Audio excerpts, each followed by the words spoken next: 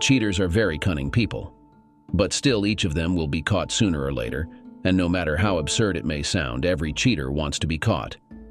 This is due to the fact that cheaters begin to feel elusive and begin to make a lot of mistakes, which is why they are caught.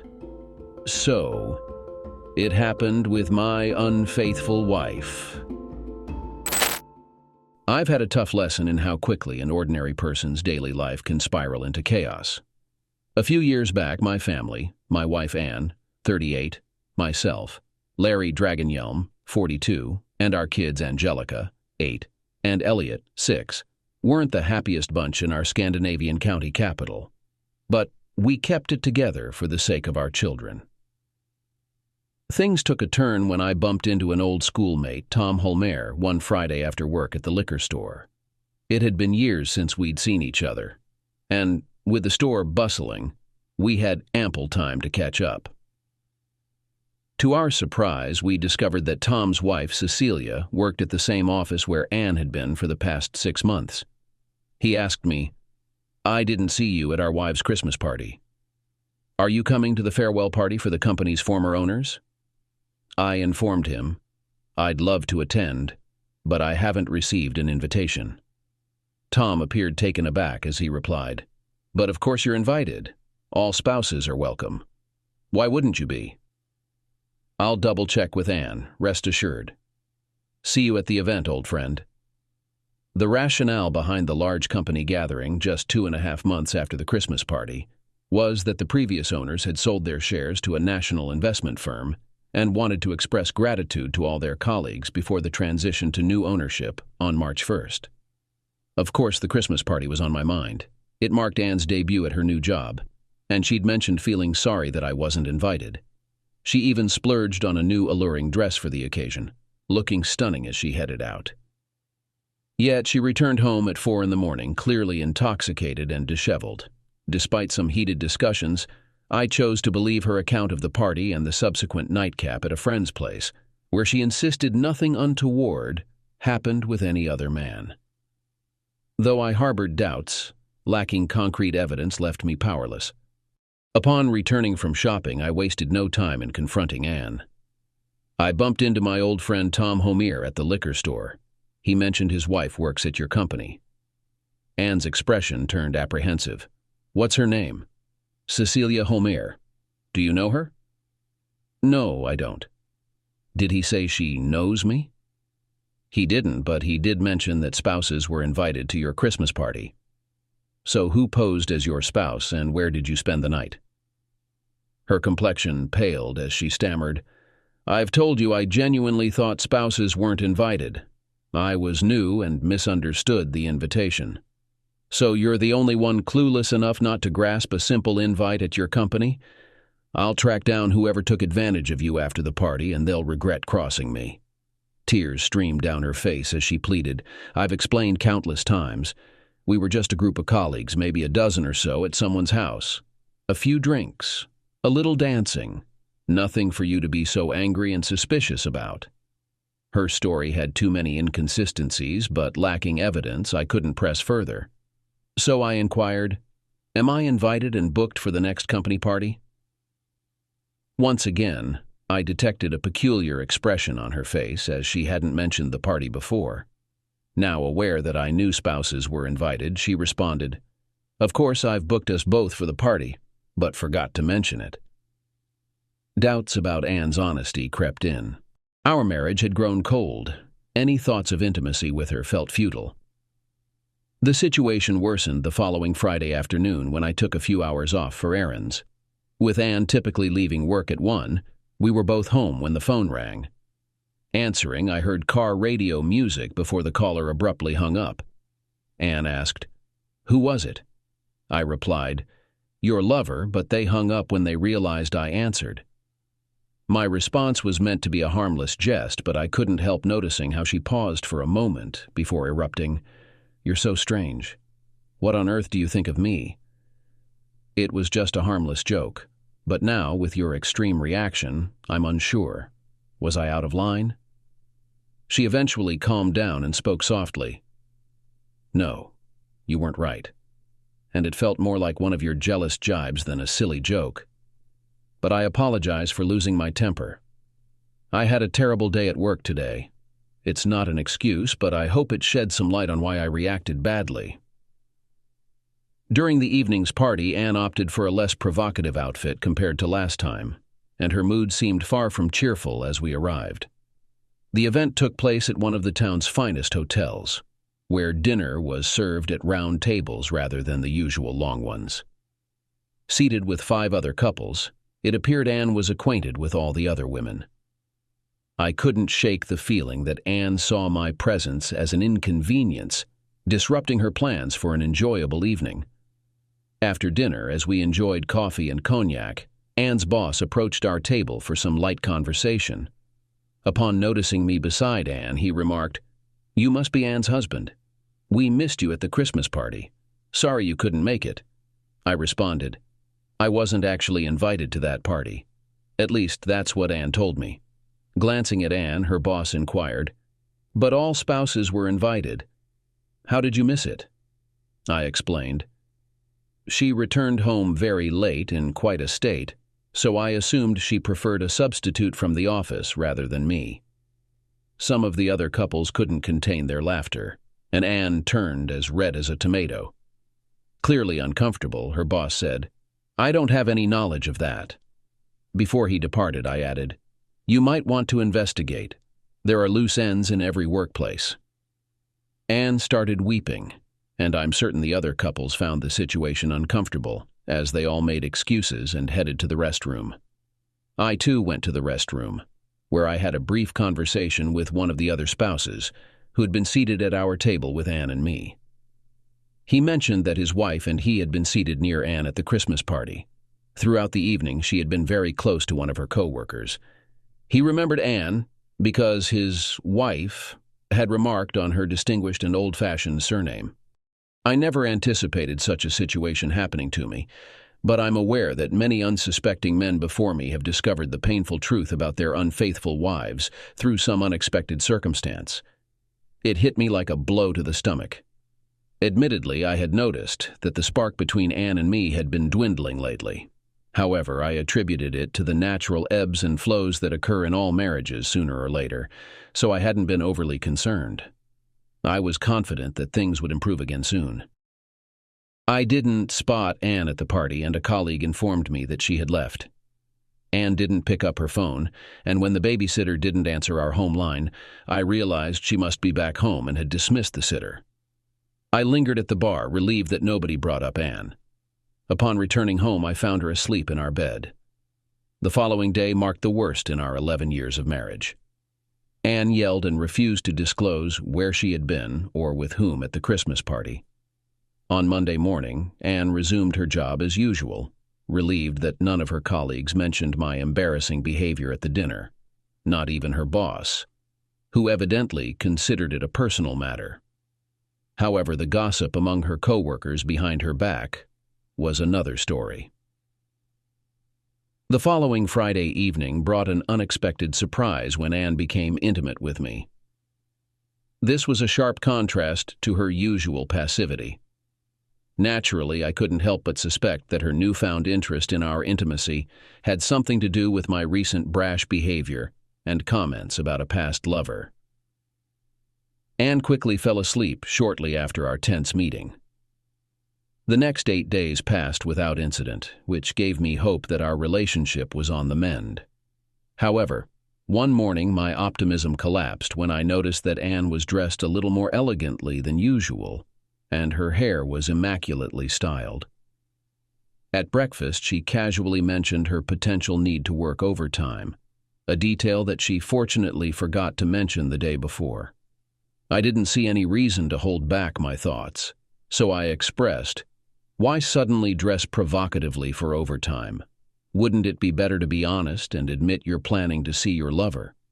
Her surprise was evident on her face before she erupted. "Are you insane again? You really need help for your paranoia. I think it's best we end this marriage so you can be with your lover openly. I may be upset, but I won't stay married to a cheating partner. That's certain." Anne started crying, our children joining in. I began to regret my actions, wondering how I had affected my family.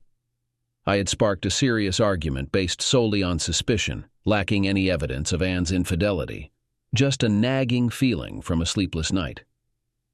After crying for a while, Anne asked tearfully, "Do you really want a divorce?" "Yes, if you're set on ruining our marriage. It's better for both of us to move on. I'm tired of being treated poorly. Trust me, I've had enough." Anne hurried back to our bedroom, and I felt a pang of regret for accusing her of infidelity without a shred of evidence. I realized I had behaved like a primitive, handling the situation entirely wrong. I should have followed the conventional route, gathering evidence before making accusations. When Anne returned to the kitchen a few minutes later, she was dressed for an ordinary day. Neither of us spoke, unsure of what to say. It dawned on me that only a miracle could salvage our marriage. If Anne was innocent, she might not be able to endure the humiliation I had caused her.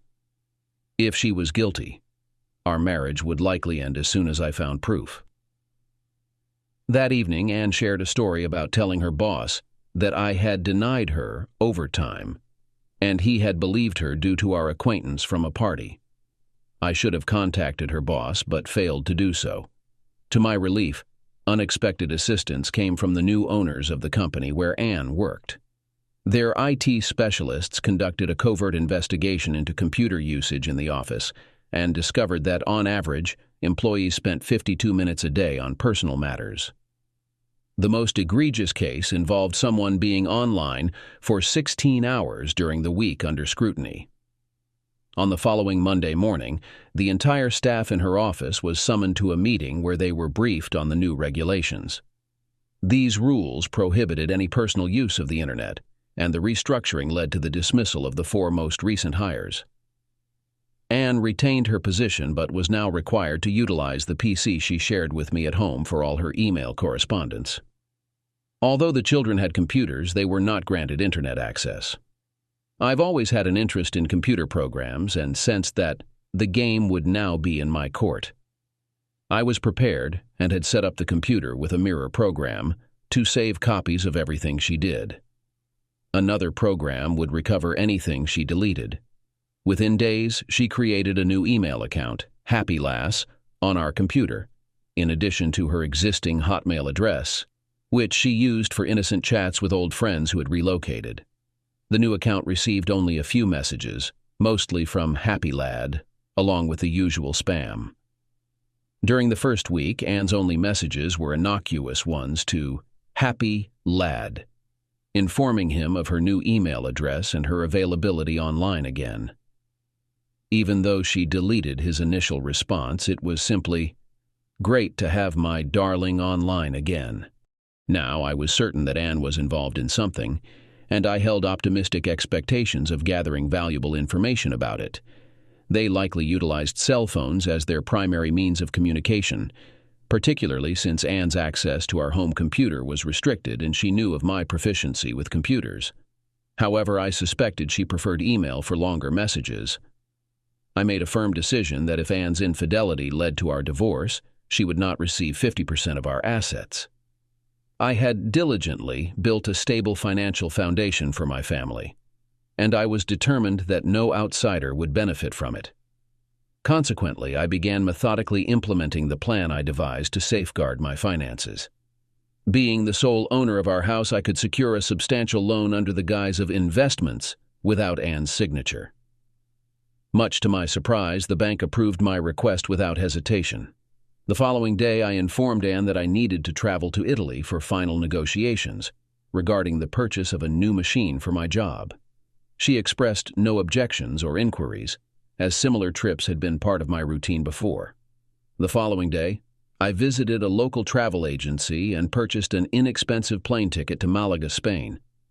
Additionally, I arranged for them to reserve a hotel room in Gibraltar, a small British territory known as a pivotal point controlling traffic between the Atlantic Ocean and the Mediterranean Sea.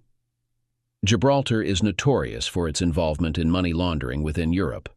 I also had the agency secure tickets for my journey from Gibraltar to London, and then back home. As anticipated, Anne didn't contact my workplace to inquire about my 3-day absence. Setting off on my trip, I boarded a local bus from Malaga to the Spanish border town of La Línea, and subsequently made my way to Gibraltar. However, I didn't engage in any illicit activities. Instead, I spent my time sightseeing on and around the renowned Rock. The following morning, I caught the earliest flight to London, and from there returned home. Throughout the journey, I made payments primarily using my personal MasterCard, a choice that would facilitate tracing if necessary in the future. For the time being, my only recourse was to monitor her activities on our computer. Unfortunately, there wasn't much of value. Thus far, I had only come across one message from Happy Lad, expressing his solitude in a hotel room and wishing for her presence to comfort him. She hadn't responded to him via email, prompting me to check her cell phone while she showered. However, as usual, all messages had been deleted. Finally, I was successful at bingo. His next email contained valuable details. It was something like this.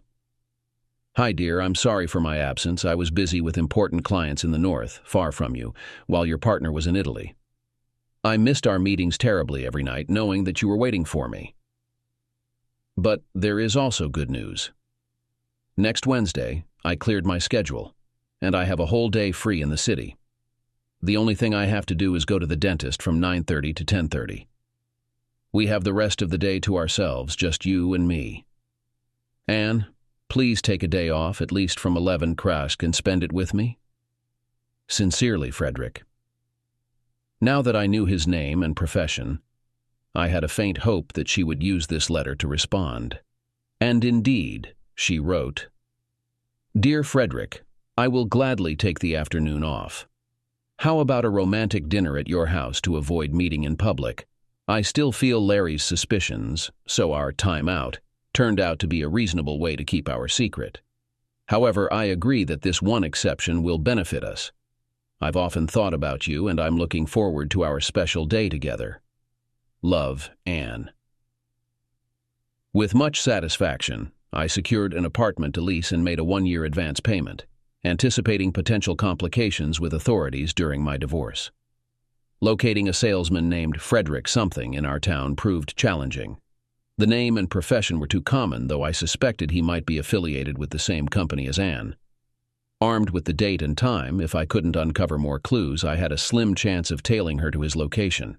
In today's era, many individuals rely heavily on cell phones for communication. Evidently, Anne and her lover Frederick were no exception, as I found no further information on our computer. The day before Anne's anticipated event, I finalized my preparations. I emptied both my personal and our joint bank accounts, funneling the money through covert channels. I also arranged for a van with heavily tinted windows. And to my surprise, Anne behaved completely normally on her great Wednesday morning. There was no seductive attire, no special styling of her hair, nothing to indicate she was anticipating a rendezvous with her lover. I started to entertain the hope that she had called off the entire affair. However, despite my efforts to conceal my anxiety, Anne noticed my troubled expression and asked, Are you okay? You don't seem well. What could I say? I responded, I'm all right, just preoccupied with a few minor issues I need to resolve today, but everything's under control. I was concerned. You look so pale. No need to worry, I'm fine. By the way, it would be great to have lunch together today so we can discuss some important matters. Once more, she appeared uneasy as she responded, I would really like to, but I'm sorry, I can't because I already have an important lunch meeting scheduled for work today. Tomorrow works for me. I met her gaze directly and replied, I understand. Priorities first. Now Anne, too, seemed to lose color from her face. Hopefully she reconsidered whatever unsavory plan she had for the day. But I wasn't okay, not by a long shot. The fate of our family hinged on what she intended to do in the next few hours. I feared it might be our last family breakfast and that our lunch plans would be scrapped indefinitely. Anne left for work, taking Elliot to preschool with her. Angelica headed off to school, leaving me at home once again, having taken the day off from work. By 10:30, I had strategically parked the van outside Anne's workplace, positioned to keep an eye on both her car and the employee entrance. Thanks to the tinted windows, I remained unseen as I sat in the back seat behind the driver's seat. At 11:05, she emerged into the parking lot, headed to her car, and drove straight to a residential area just outside the town center. Parking outside one entrance, she went inside. I trailed behind and noted on the information board that Frederick Albinson had an apartment on the second floor. I waited 5 minutes before calling her cell phone. Seeing my name on the caller ID, she answered, "Anne here. What's your problem, Larry?" "You, my dear, are my biggest issue." She sounded surprised. "Me? Have you lost your mind?" "No, my love, but I've discovered your lover is home and you're supposed to be there with him. I'm on my way to confront him. Get dressed and leave his apartment before I arrive." She sounded concerned, but retorted, "What are you talking about? I'm at work, of course. If you're telling the truth, it's in your favor. If not, it won't end well." I hung up the phone and found myself standing at Frederick's door, holding a sledgehammer hidden in a black garbage bag. As expected, a man in his mid-30s appeared a minute later. Without hesitation, I swing my right fist, catching him off guard and sending him back to the apartment. Anne stood behind him, pale and shaken. I shouted at her, "Get out of here. Right now." Before she could react, I escorted her out and locked the door behind her. When I was alone with Frederick, I rained blows on him until he collapsed to the floor. Under other circumstances, I'm sure a younger and fitter man would have gotten the better of me. But, caught off guard and inflamed with anger over my failed marriage, I prevailed. While he lay motionless on the floor, I wielded my sledgehammer, demolishing every valuable item in his modest, sparsely furnished one-bedroom flat. It dawned on me that this place wasn't his true residence. So I seized Frederick's cell phone and certain documents bearing his home address and personal details from his briefcase.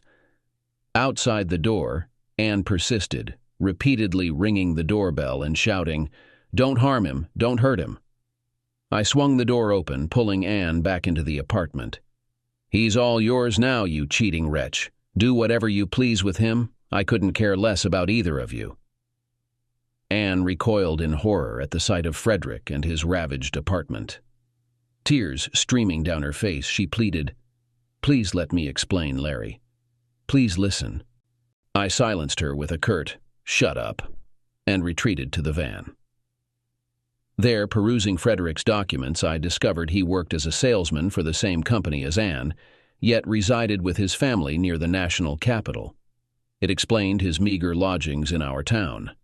Frederick had shattered my marriage. As the Bible dictates, an eye for an eye, a tooth for a tooth. I had but one course of action. First, I called Anne's parents, informing them that I needed to work late and that Anne was dealing with personal issues, thus requesting they look after our children after school. They agreed. Then I turned off my mobile phone and embarked on a 2-day leisure trip with a rented van. Unfortunately, I can't disclose any details about it in this narrative, as I'm aware this forum has a significant readership in Scandinavia, potentially including those scrutinizing my actions. Innocent individuals could face repercussions if I divulged anything. Upon returning to my hometown 2 days later, I powered on my phone to find numerous messages from Anne. My sole response to her was a text. "Anne, I've initiated divorce proceedings, and that's my final decision regarding our marriage." Following that, I spent the remainder of the day transferring my belongings from our house to my new apartment. I left copies of the divorce papers on the kitchen table. It was evident that Anne and Frederick's affair had been ongoing for several months. Had it been a one-time drunken mistake after the Christmas party, there might have been a slim chance of forgiveness.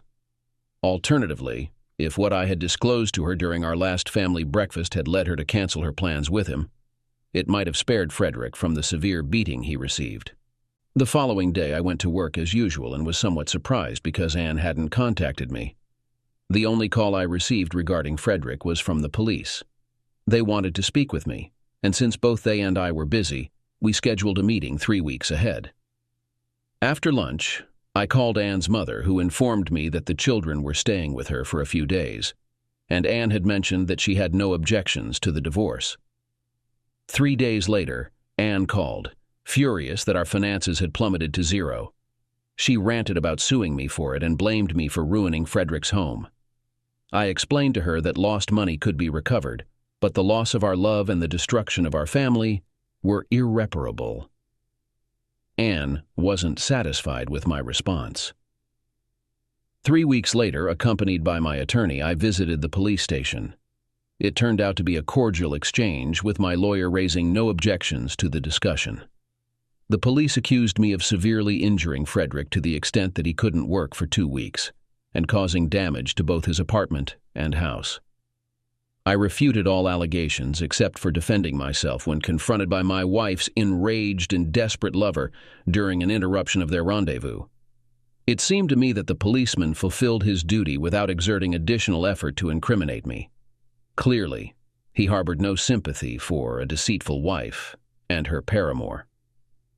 I wasn't overly concerned, since even if found guilty and ordered to compensate Frederick, it wouldn't provide him with any funds. The verdict would merely grant him legal recourse to pursue payment from me. However, if I lacked the means to pay, that would become his predicament, which the legal system wouldn't concern itself with. To my astonishment, Anne called me and proposed a meeting regarding our children at a restaurant. I accepted the invitation, and we managed to conduct the meeting with civility. During our conversation, Anne surprised me by admitting to her affair with Frederick, which had commenced shortly after she started her new job.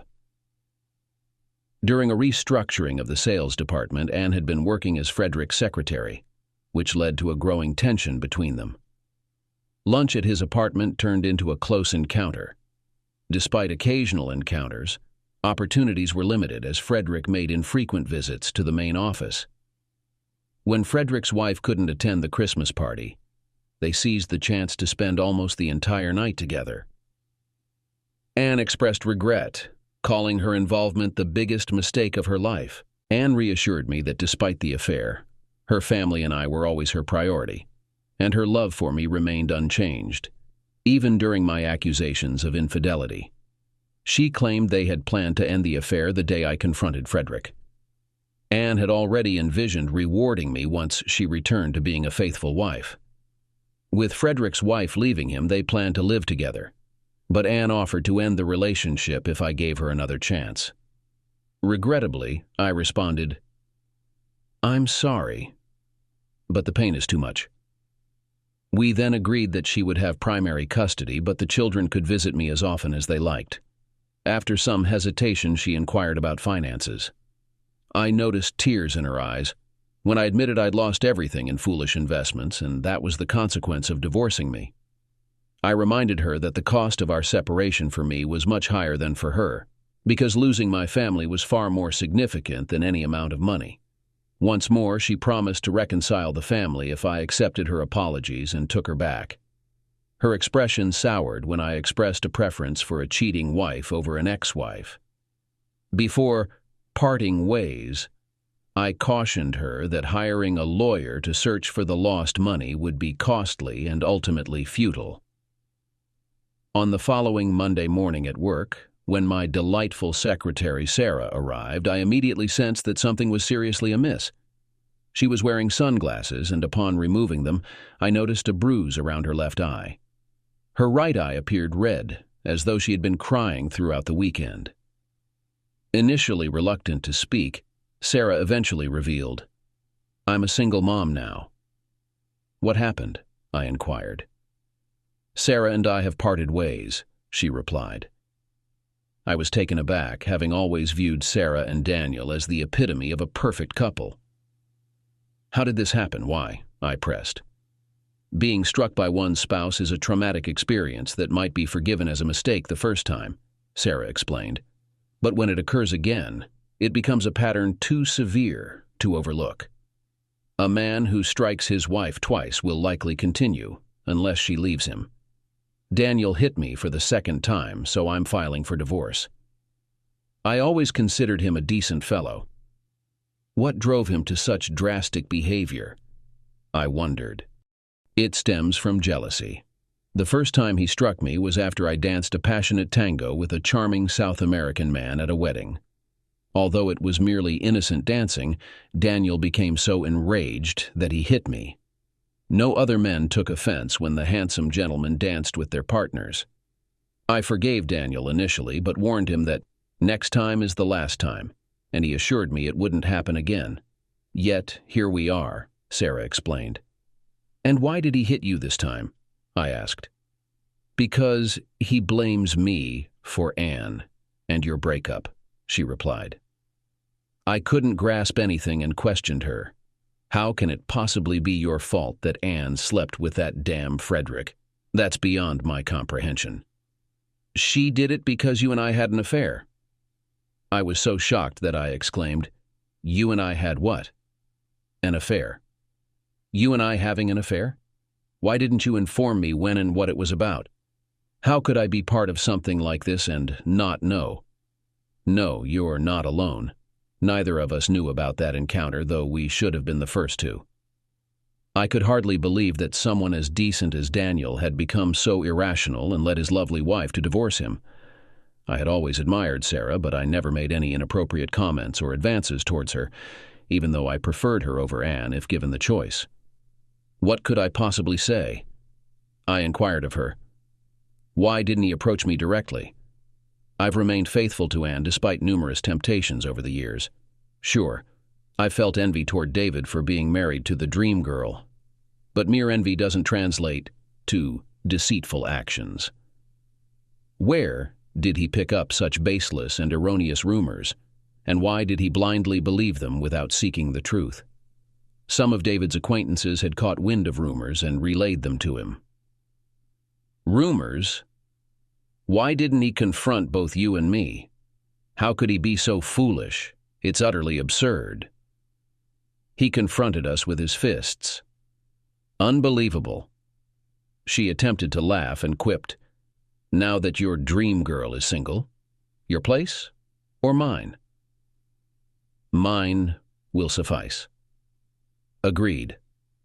An hour later, she quietly inquired, Are you still serious about our date?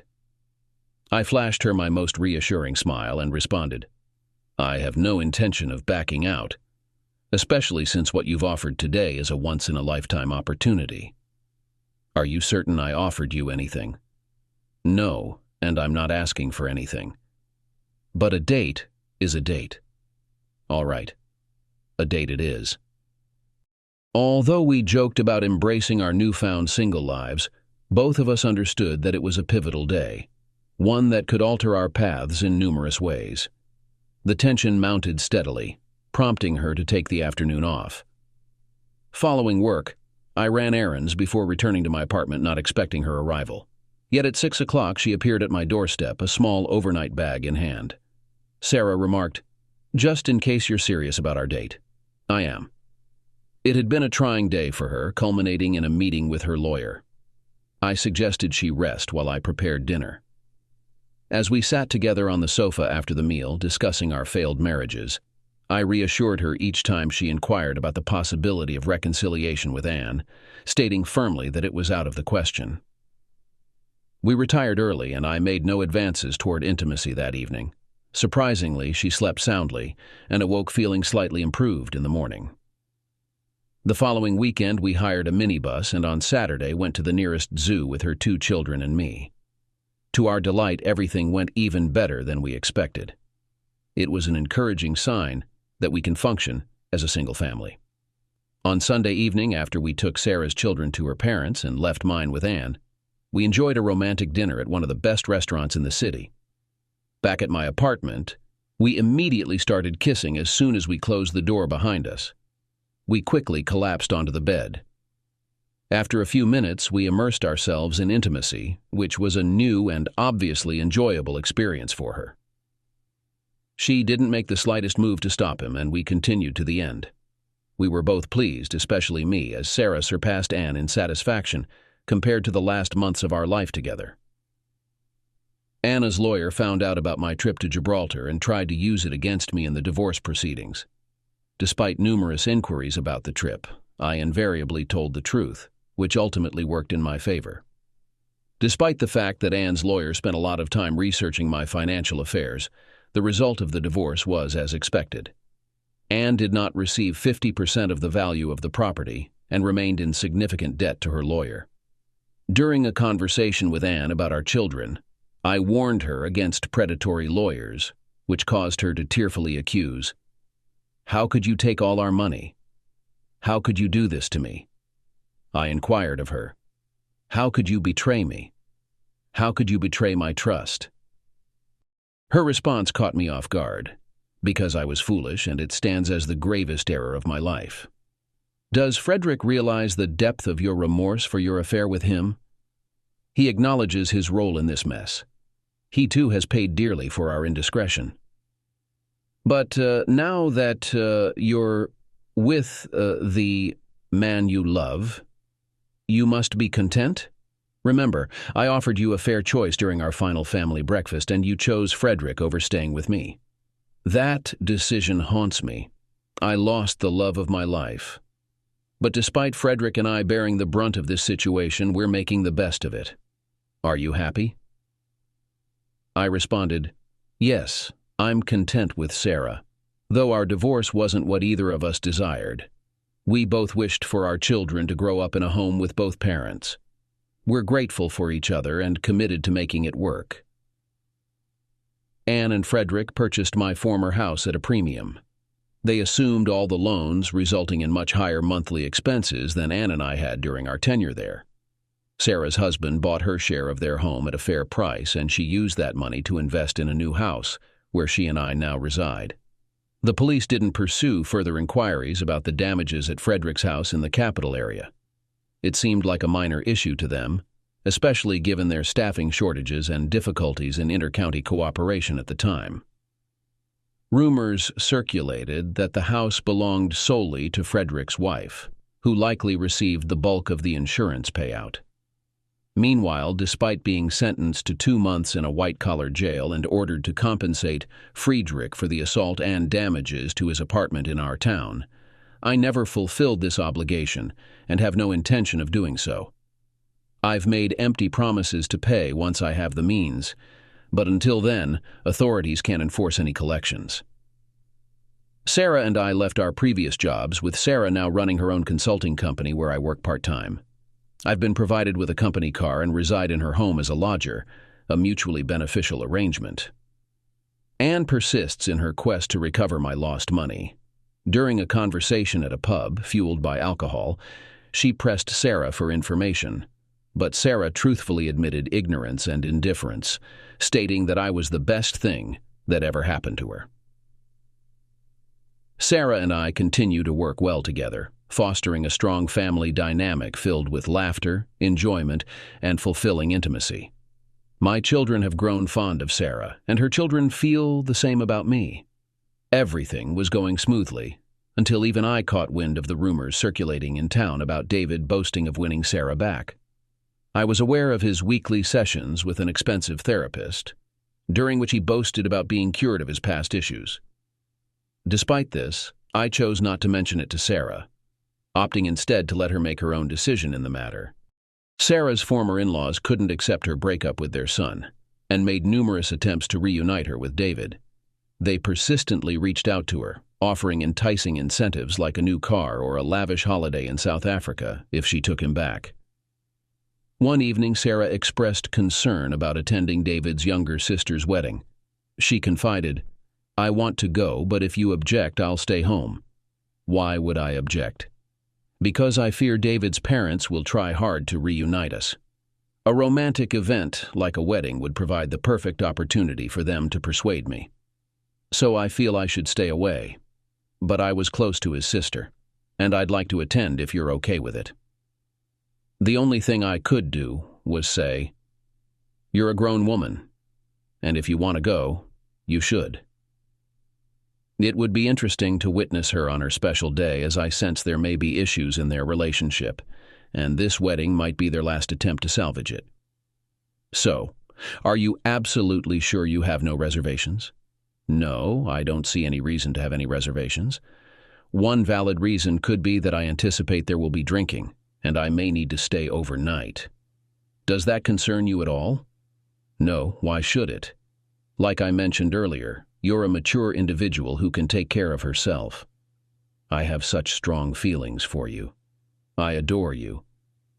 David's place of origin lay approximately 60 kilometers from ours, and Sarah departed early on Saturday, planning to return sometime on Sunday. I refrained from inquiring about specifics, leaving it to her discretion. We agreed to limit our phone communication to a single call, during which she confirmed her safe arrival, and I wished her a joyful time at the wedding. Before departing, she embraced me and gave me a kiss. Saturday held significant importance for me, though I concealed my apprehension from Sarah.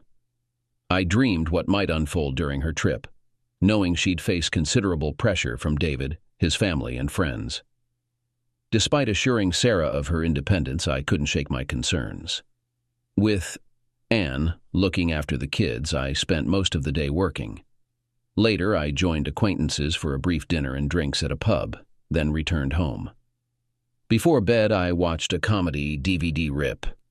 To my astonishment, Sarah returned home Sunday morning at 10, embracing me warmly. She led me to the bedroom, where our affection escalated quickly. After an intense moment, she whispered, "I adore you." That's what I did. After that, she asked me, "Did I surprise you by coming home in this mood?" "You certainly surprised me pleasantly. I appreciate that you trusted me and allowed me to attend the wedding, even though I knew that reconciliation with David would require serious efforts and temptations.